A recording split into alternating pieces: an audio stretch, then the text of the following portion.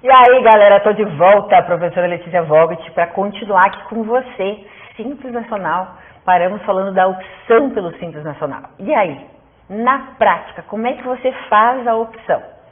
Existe um portal do Simples Nacional, onde você acessa e lá tem um passo a passo onde você clica. E eu quero colocar na tela para você agora o portal para você visualizar, porque a gente mostra na prática como é que isso funciona. Então vamos lá, colocar aqui no... Essa tela é justamente a cópia do site, certo? Então, onde é que você vai optar? Entra ali em serviços, vai entrar em solicitação de opção pelo Simples Nacional, isso tem que ter certificado digital, e vai fazer a opção do Simples Nacional, certo? Então, você já sabe que tem esse portal, você já sabe aonde acessar, sem problema nenhum. Agora tem um detalhe, e se essa opção for negada, né? O que é opção negada? Pode acontecer do Simples Nacional não ser aceito, o comitê gestor não acolher o seu pedido? Sim, por quê? Primeiro, pode ser que você seja um caso de impedimento, né? Seja casos de situações de impedimento, como a gente listou aqui. São casos que a Lei Complementar 123 regulamenta o impedimento. Ou você tinha pendência, você tinha débito. O que vai acontecer então, do caso que for indeferido, né? A autoridade fiscal vai ter que comunicar o contribuinte, a empresa, do seu indeferimento. Automaticamente, ela teria que fazer opção pelo lucro presumido ou pelo lucro real, ok? Que são outros regimes de tributação. Só que, do momento que ela tiver o indeferimento, ela vai ser notificada. E dessa notificação, o cliente, né, o seu cliente vai poder fazer o quê? Contestar. Ele vai poder impugnar este indeferimento, né, porque ela vai ter que justificar por que está indeferindo. E daí, caso você, como advogado, como contador, apresentou a impugnação, vai ficar o quê? Suspenso, né? Até o resultado da impugnação. Professora, quanto tempo demora? Não existe um prazo exato, certo? Vai muito também da localidade, porque cada local acessa a sua própria Receita Federal, que vai julgar conforme a sua região. Então, não tem um prazo. Dependendo, às vezes aí cabe aos advogados, né, dependendo da situação, até optarem até por uma medida judicial. Já vi isso acontecer em diversas situações, às vezes é necessário. Bom, e aí? Quais são os tributos que a gente vai poder incluir nesse Simples Nacional? No primeiro bloco eu falei que Simples Nacional era uma unificação de vários tributos. Porque as pessoas falam assim, paga um tributo só pelo Simples Nacional. Não fala isso, pelo amor de Deus. Você é um tributarista. Tributarista não pode falar esse tipo de coisa. Você vai dizer o quê? Simples Nacional é um regime unificado de diversos tributos, pagos de uma vez só, tá bom? Então, a arrecadação unificada, não o tributo. Bom, o que a gente vai pagar então? Vai depender do tipo de empresa, dependendo do ramo de atuação. Se é serviço, se é comércio, se é indústria, se é importação, se é exportação. Cada tipo de operação de uma empresa, ela gera uma determinada tributação. Então, não posso dizer que para qualquer empresa vai incidir todos os tributos de uma vez só. Mas, antes de a gente analisar se é serviço, se é comércio, se é indústria, eu quero colocar aqui para vocês na tela o artigo 13 da Lei Complementar 123, que diz quais são os tributos unificados. Então, tá lá, Imposto de Renda da Pessoa Jurídica, IPI, Contribuição Social sobre o Lucro Líquido, COFINS, PIS/PASEP, contribuição patronal, que é aquela da folha de salários, ICMS e ISS. Por que eu falei que nem sempre se paga tudo? Porque, por exemplo, se a empresa for uma prestadora de serviço e ela não tiver comércio, ela não vai pagar ICMS. Então, no seu Simples Nacional, na hora de unificar a tributação, ela não pagará, né, o ICMS, mas apenas o ISS. Então, a gente sempre tem que observar qual é o ramo de atuação dessa empresa. Bom, o que acontece? Apesar disso, né, nós temos que pensar também que existem os tributos que não vão fazer parte desse contexto. A gente leu aqui no artigo os que faziam parte. Agora eu quero mostrar para vocês quais são os tributos que a empresa tem que pagar separadamente. Ou seja, ela unifica tudo, declara pelo Simples Nacional, verifica quais são os tributos pertinentes ao seu Simples Nacional, conforme a gente acabou de mencionar aqui, e todos os demais tributos que não estão listados serão pagos separadamente. Ou seja, na hora de apurar a tributação, o contador vai fazer a apuração separadamente, vai preencher as obrigações acessórias, vai declarar e fazer a guia de recolhimento separadamente. Então vamos lá. Quais são os que a gente vai pagar separadamente? imposto de importação, imposto de exportação, ITR, tá? Sobre a contribuição social do lucro líquido, o imposto de renda, não, professor, acabou de falar que imposto de renda pagava, mas calma lá, imposto de renda sobre rendimentos ou ganhos líquidos ou oferidos em aplicação de renda fixa ou variável. Outro tipo de IR também que não inclui aqui, relativo aos ganhos de capital oferidos na alienação de bens do ativo permanente. O que é ativo permanente, né? É aquele patrimônio que lá, na hora de fazer a contabilidade, a parte lança para ativo permanente da empresa. Então, isso também interfere diretamente em relação à forma de declaração da empresa. O que mais que também eu não vou incluir no Simples Nacional? IPI e PIS e COFINS devidos na importação, o I a gente já tinha falado que não cabia, né? Então, IPI e PIS e COFINS na importação, FGTS, né, que tem lá a ver com vinculação à parte trabalhista, não entra também no Simples Nacional. A contribuição previdenciária do empregado. Por quê? A contribuição patronal, a que incide sobre a folha de salário, essa sim, essa está lá no Simples Nacional. Agora, aquele que a empresa retém do empregado, quando vai fazer o pagamento do seu olerite, no seu salário, ele retém o percentual do INSS, aquele que vai lá para a aposentadoria do empregado, que vai para o auxílio, né, acidente, para o auxílio benefício. Esse não tem nada a ver. Ele vai reter da folha e vai repassar separadamente, independente do Simples Nacional ou não. Mas, outro que também não vai entrar no Simples Nacional, imposto de renda na fonte relativo aos pagamentos de créditos efetuados pela pessoa jurídica a pessoas físicas. Também vou ter que pagar separadamente do Simples Nacional. Outro ponto importantíssimo, ICMS-ST e o ICMS devido na importação. ICMS-ST é ICMS substituição tributária, é uma forma diferenciada do recolhimento do ICMS, que também não é, porque quando eu falei do ICMS, que ele inclui no Simples Nacional, é o ICMS tradicional, de recolhimento tradicional. ICMS-ST e o ICMS na importação, não. Esse eu vou ter que fazer apuração e recolhimento separado aqui pelo Simples Nacional. E da mesma forma, né, se for o caso de serviço, o ISS-ST, ou seja, Imposto sobre Serviços de Substituição Tributária, e o ISS devido na importação, também, ó, para fora, né, não está incluído aí no nosso Simples Nacional.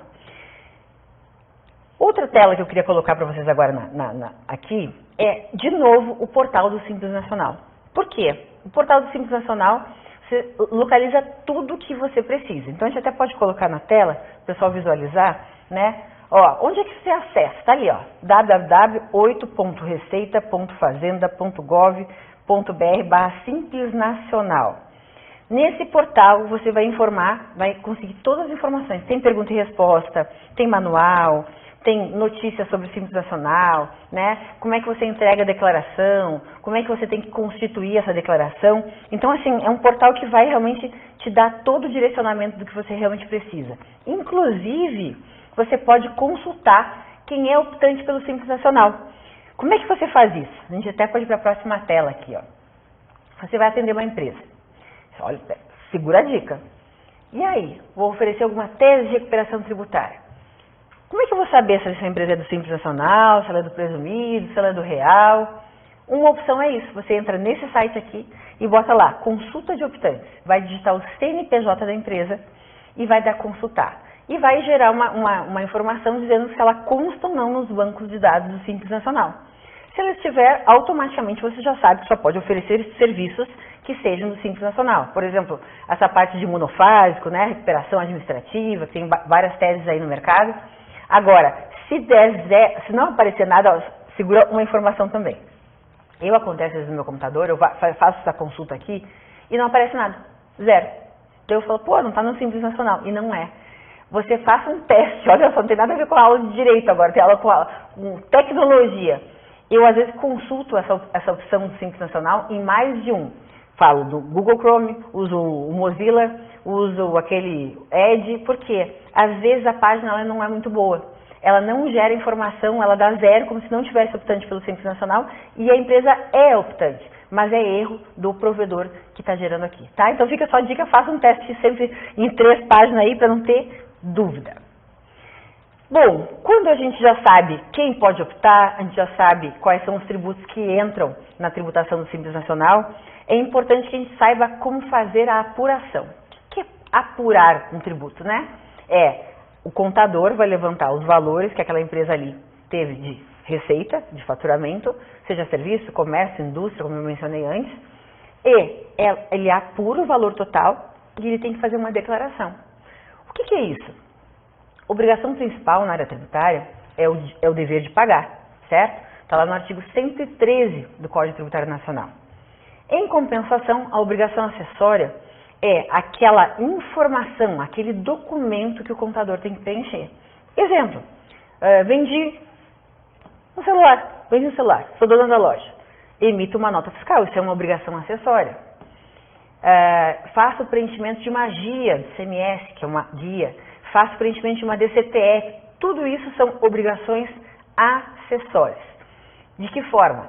Eu, empresa, informo ao fisco, através desses documentos, o quanto eu tive de base de cálculo para a incidência do tributo, vou incidir a alíquota e vai gerar aí uma guia de recolhimento. Pois bem, no caso do Simples Nacional, isso é feito mensalmente. E ele é feito através de uma obrigação acessória chamada PGDAS, certo? Então, falou de Simples Nacional, você vai falar o quê? De PGDAS. E como é que funciona? Você faz a apuração do mês de março, por exemplo, para pagar no mês de abril. Então, até vamos colocar isso aqui na tela, que fica mais fácil a gente visualizar. Olha ali, ó, mês cheio, vermelhinho ali é o mês que você teve a receita entrando na empresa, faz a apuração mensal, declara na PGDAS e faz o recolhimento no mês subsequente, até o dia 20 do mês subsequente, certo? Então, sempre assim, o mês anterior para recolher no mês subsequente. Um detalhe, se você tiver uma empresa que seja uma matriz, né, e tem filiais, como é que você vai fazer a apuração do Simples Nacional no caso dela? Você centraliza na matriz, você faz para cada filial, e aí que tá, né? Quando você tem uma matriz e filial, ou filiais, você vai fazer o quê? Você vai fazer a apuração de todos os valores, tanto da matriz quanto das filiais, todas na matriz, tá? Então eu vou centralizar toda a operação dessa empresa através dessa PGDAS e vou centralizar tudo na matriz. Bom, essa PGDAS, ela vai te trazer justamente o quê? As informações de todos os valores, né, de todas as notas fiscais emitidas por essa empresa. Seja de serviço, de comércio, não importa. Com base nessas notas fiscais, por isso que é muito importante que o contador receba toda a nota fiscal da empresa. Com base nesses valores, ele vai criar o quê? O valor sobre o qual vai incidir o percentual da alíquota em relação ao Simples Nacional. Como é que ele calcula o valor mensal? Somei tudo, incidi a alíquota, que é o percentual do Simples Nacional, para recolher no mês que vem. Esse cálculo, por incrível que pareça, ele não é feito simplesmente agora, esse mês e pronto. Ele leva sempre em consideração, para poder chegar na real alíquota, ele sempre chega e leva em consideração os meses anteriores de faturamento da receita. Então, assim, quando eu falar de base de cálculo para incidência do Simples Nacional, quem já me conhece, talvez já me tenha me visto falar isso em outras aulas, eu falo muito de pizza, né? Que eu digo que a minha comida predileta é pizza. Então, pensa assim, imagina aqui, ó, uma pizza aqui na minha mão. Nessa pizza são todos os valores que essa empresa faturou. E em cima dessa pizza vai incidir, então, aí o percentual. Então, quanto maior a minha pizza, maior será o valor de Simples Nacional a ser recolhido. Portanto, primeira coisa que vai ser feito para calcular mês a mês a apuração do Simples Nacional. A gente vai ter que pegar os últimos 12 meses, né, que antecederam ao mês atual, para poder fazer o cálculo. Vou identificar quais são as parcelas a deduzir. Depois eu vou trazer aqui para você a planilha, a tabelinha, que são os anexos à Lei Complementar 123, que tem justamente isso, o valor total e o percentual a deduzir. Deduzo do valor, daí eu vou chegar numa alíquota efetiva. Porque o que normalmente acontece na tributação? Você olha o imposto de renda, vê lá o valor, pá, aplica uma alíquota. Pega IPTU, pá, aplica uma alíquota. Simples Nacional não. Existe uma fórmula que você cria a real alíquota que vai incidir sobre o faturamento. E por isso que tem a ver com o faturamento anterior. Quanto mais ela faturou nos últimos 12 meses, pela forma que eu vou mostrar aqui para você, maior vai ser a alíquota aplicável também na tributação. Até a gente pode pôr essa na tela, essa formulazinha aqui, Professor, eu não sei matemática, mas fique tranquilo, tá? Se você não sabe matemática, arrume um parceiro maravilhoso contador que faz cálculo para você. Normalmente o contador é que faz esse tipo de cálculo. Mas é legal depois você entender. Então, ali, ó, o que é RBT? 12. É a receita bruta dos últimos 12 meses, vezes a alíquota, menos, né, o que pode ser deduzido, dividido novamente pelos últimos 12 meses. O que vai acontecer? Eu vou chegar no valor da minha alíquota efetiva, que vai efetivamente incidir sobre o valor faturado mensalmente. Bom, para que eu saiba exatamente quais são as alíquotas que incidem no meu Simples Nacional, conforme esses 12 últimos meses de faturamento, eu preciso saber qual é o tipo de atividade da empresa. E essas atividades, elas vão ser regulamentadas, o percentual de alíquota, como vai incidir, conforme o anexo em qual ele vai se enquadrar de acordo com a Lei Complementar 123. Ou seja, falou de Simples Nacional, você vai escutar assim, mas qual é o anexo que ele se enquadra, a empresa se enquadra? Por quê?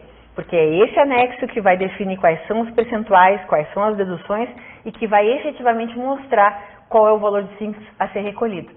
Então, no próximo bloco, a gente vai trabalhar com o quê? Com os 5 anexos que fazem parte da Lei Complementar 123 e para cada tipo de atividade, qual é o anexo que se aplica, tá bom? Então, já estou de volta para trabalhar com os anexos com você.